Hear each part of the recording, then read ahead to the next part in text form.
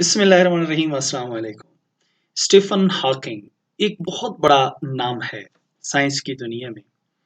Stephen Hawking 8 जनवरी सन 1942 में Oxford में पैदा हुए और उन्होंने 14 मार्च 2018 में वफात पाई।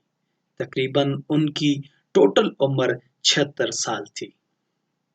स्टीफन हॉकिंग तारीख़ इंसानियत का एक अजीब अलमिया है। स्टीफन हॉकिंग तकरीबन ऑलमोस्ट ये पैरालाइज थे। इनकी गर्दन एक साइड पे झुकी रहती थी और व्हील चेयर पे ये रहते थे। स्टीफन हॉकिंग को ये बीमारी जब उस वक्त लगी जब इनकी उम्र 22 साल थी और ये रिसर्च कर रहे थे कायनात के ऊपर, सितारों के ऊपर ये रिसर्च कर रहे थे। ये सीढ़ियों से गिरे, इन्हें चोट लगी और आहिस्ता आहिस्ता ये पैरालाइज होना शुरू हो गए। पहले इनकी उंगलियां पैरालाइज हुई और आहिस्ता आहिस्ता इनका पूरा जिस्म पैरालाइज हो गया। यहाँ तक कि भी व्हील चेयर पे आ गए और इनकी गर्दन एक तरफ मुड़ गई, झुकी रही और ये आंखों से पढ़ते भी थे और लिखते भी थे।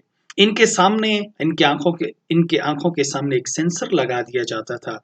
वो सेंसर्स इनकी आंखों को रीड करता था और इस तरह से अल्फाज बनते थे और वो अल्फाज फिर कंप्यूटर के थ्रू लोगों तक पहुंचते थे। स्टीफन हॉकिंग ने उनका इतना बड़ा नाम इसलिए है कि उन्होंने हॉकिंग रेडिएशंस दरियाफ्त की थी। हॉकिंग रेडिएशंस क्या हैं?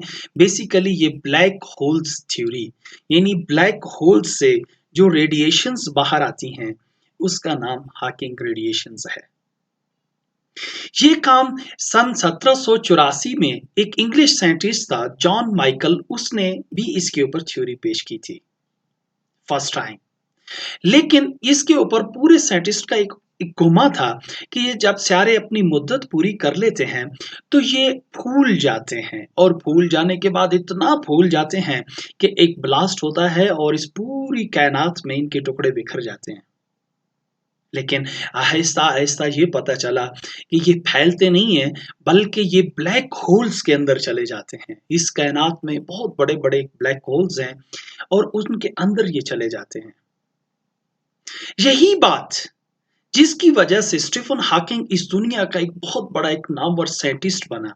हॉकिंग रेडिएशंस आई। इसी बात को 1400 साल पहले अल्लाह ताला ने कुरान में बयान किया।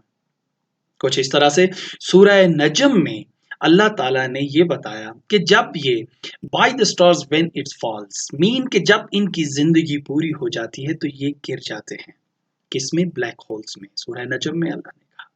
फिर इसी तरह से सूरह 53 नंबर सूरह की 16 नंबर वर्सेस में भी, आयत में भी अल्लाह ताला ने इसके बारे में बताया कि किस तरह से कायनात डार्कनेस है।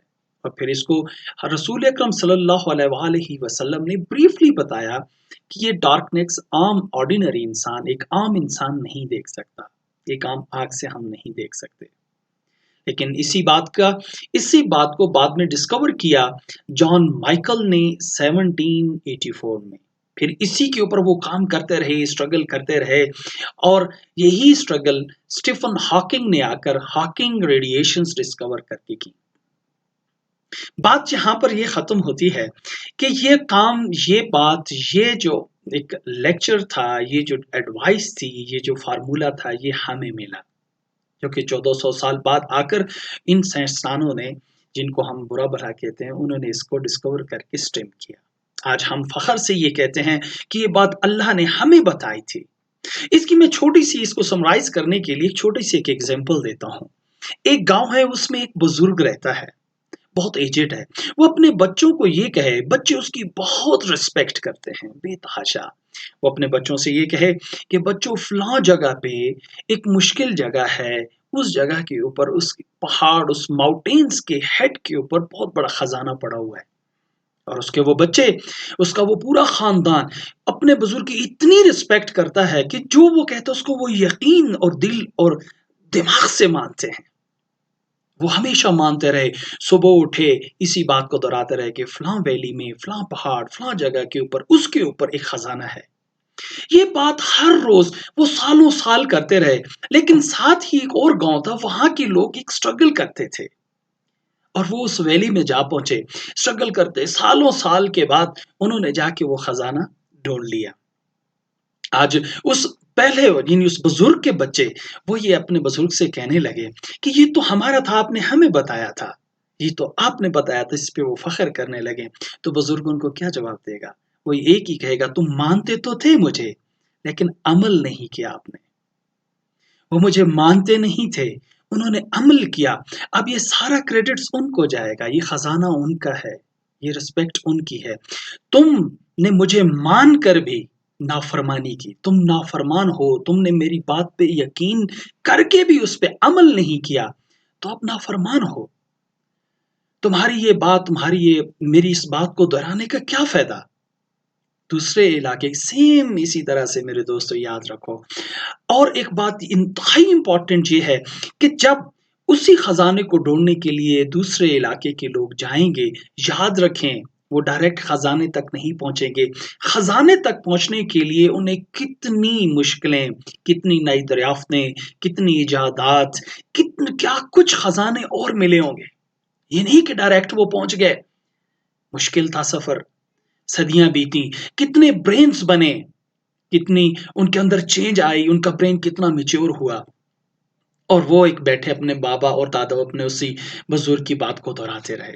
सेम याद रखें, on the day of judgement जब हम अल्लाह के सामने जाएंगे और अल्लाह हमें यही कहेगा कि ये आपको मैंने फार्मूला दिया, रसूल अकरम सल्लल्लाहु अलैहि वसल्लम ने इसको ब्रीफली आपको बताया, आप बस इसी बात को दोहराते रहे, दोहराते रहे, दोहराते रहे, दोहराते रहे, अमल नहीं किया।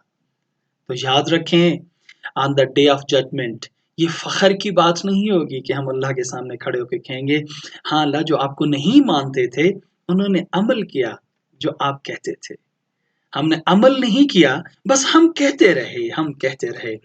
दोस्तों, प्लीज़ कोशिश करें, अपनी सोच को चेंज करें। जब हम प्रायोरिटीज़ चेंज करते हैं, अगर हमारे अंदर ये प्रायोरिटीज़ आ जाएँ कि हमारी निजात कुरान को एक्सप्लोर करने में है, इन फार्मूलाज़ पे अमल करने में है, ना कि सिर्फ़ पढ़ने में है।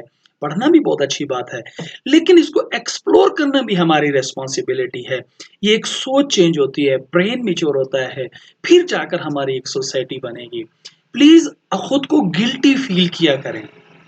इस किस्म की बात जब हमारे सामने आए तो हमें दुख होना चाहिए इस बात पे कि ये हमने क्यों नहीं किया।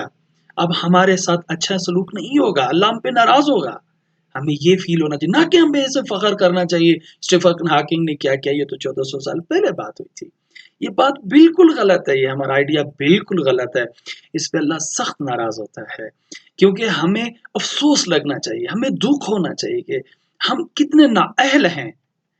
अल्लाह ताला हमें अल्लाह ताला हमें हिम्मत दे कि हम अल्लाह ताला के कुरान पे प्रैक्टिकल अमल करने की तौफीक अता करे। मेरे दोस्तों, इसको लाइक भी करें और शेयर ज़रूर करें। Thank you very much.